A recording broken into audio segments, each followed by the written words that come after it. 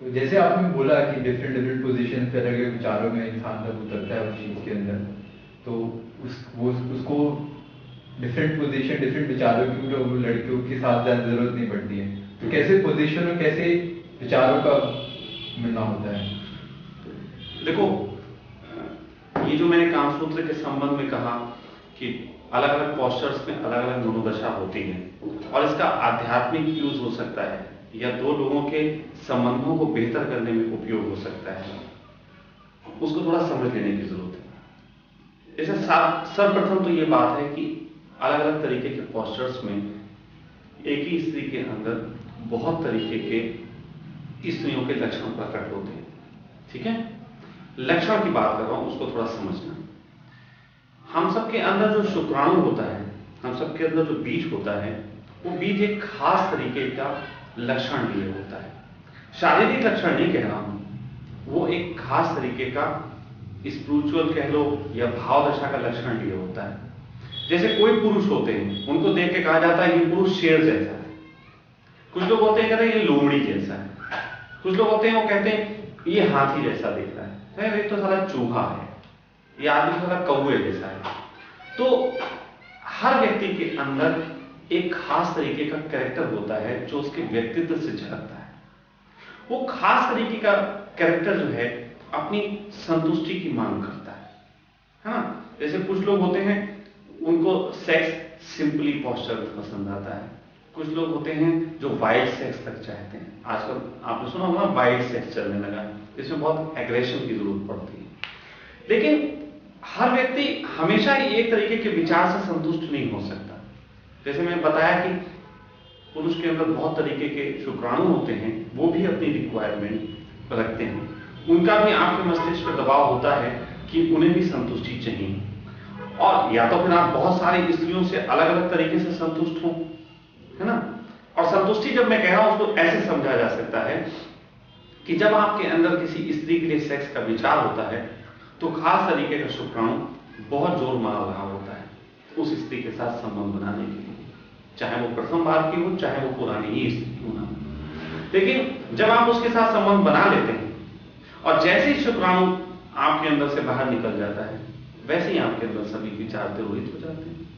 अब आपके अंदर स्त्री को लेकर वो मांग नहीं उठी। एक पुरुष जो है स्त्री के साथ जिसके लिए संबंध बनाने को आतुर था, उसी के साथ वो मुंह घुमा के ले जाता।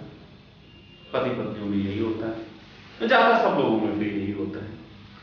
तो मैं सिर्फ ये कहना चाहता हूं कि जो आपका सेल्स है वो बहुत तरीके की मनोदशाओं की मांग करता है।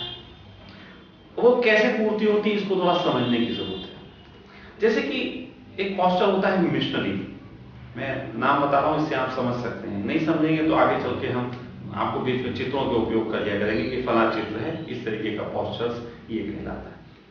जैसे एक मिशनरी पोस्टर होता है, उस पोस्टर को करते वक्त जो स्त्री होती है वो एक प्रकार की छोटी सी, जैसे ऐसा होता है मेमने का बच्चा, स्त्री दबी कुचली सी होती है और पुरुष उसमें एग्रेसिव रूप में शामिल होता है।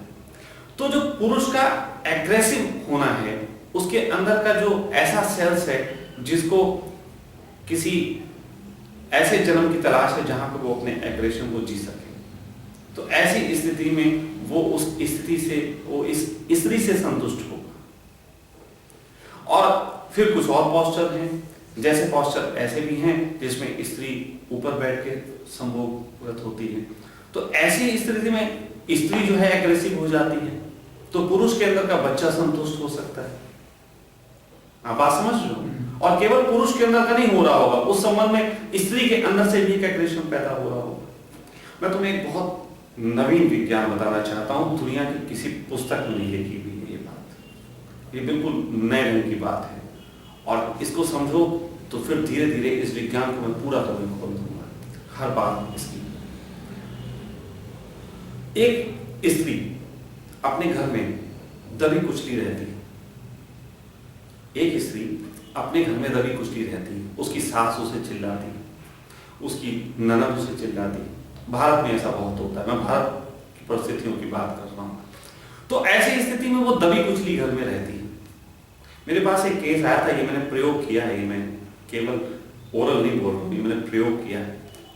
तो वो स्त्री मेरे पास आई और कहने लगी, स्वामी जी मैं क्या करूं, बहुत अंदर से बात आती है कि मैं इनके लिए फाइट करूं, लेकिन फाइट मैं कर नहीं पाती। तो यदि आपके पास मैं कहूं बहुत अच्छा सॉफ्टवेयर है जो मोबाइल में डालो तो मोबाइल जो है तुम्हारा बहुत अच्छा काम करेगा, लेकिन उस सॉफ्टवेयर को डालने के लिए तुम्हारे पास मोबाइल नहीं तो क्या करोगे? तो यदि सॉफ्टवेयर को हार्डवेयर ना मिले तो बेकार है।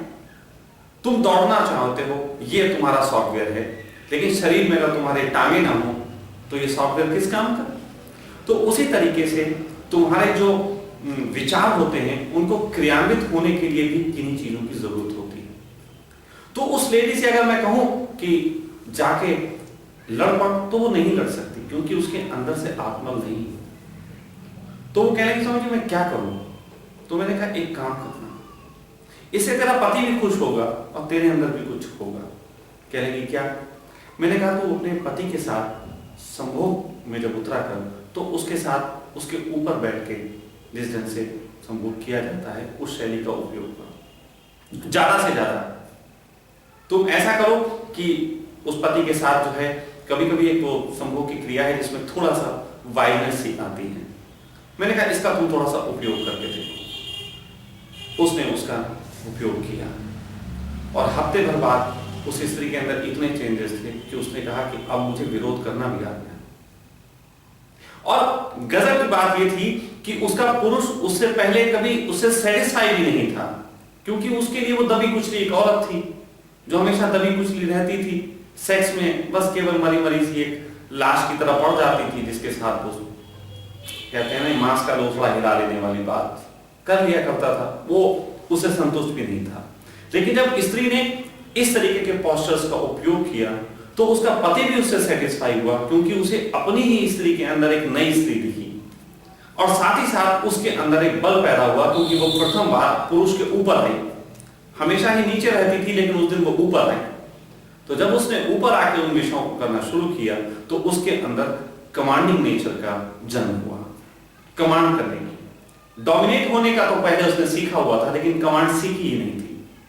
तो उसके अंदर से कमांड की क्षमता पैदा हुई और उस कमांड की क्षमता के कारण जो है उसने अपनी सास का विरोध करने का भी साहस दिखाया। और एक तरफ सास का विरोध गलत बातों का किया और दूसरी तरफ पति का समर्थन मिला, क्योंकि पति भी सेटिस्फाइड था। तो इसके कारण उसके घर में उसके पति के संबंध उससे अच्छे हुए और वो दबाव से मुक्त हुई। ये बहुत वैज्ञानिक है। तो उसी प्रकार सभी प्रकार के पोस्चर्स अलग अलग तरीके के कद काठी वाले लोगों के लिए, ये भी मैं बता रहा हूं, हर चीज एक ही तरीके से काम नहीं आएगी। अगर ये विज्ञान इतना उलझा हुआ है, जैसे कहते हैं कि 1 और 1 मिलके 2 हो सकते हैं, 1 और 5 मिलके 5 हो सकते हैं, लेकिन 5 के 1 से गुणा कर दी जाए और फिर उसको भी मल्टीप्लाई कर दिया जाए तो वो बहुत विज्ञान लंबा चौड़ा हो जाता है।